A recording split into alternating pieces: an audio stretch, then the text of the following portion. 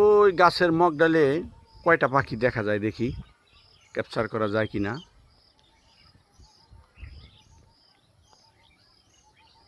একটু একটু দেখা যাচ্ছে, সম্ভবত 4টা পাখি দেখি, না আরেকটা বেশি দেখা যাইতেছে, 5টা পাখি। দারুণ পরিবেশ বিকেলের।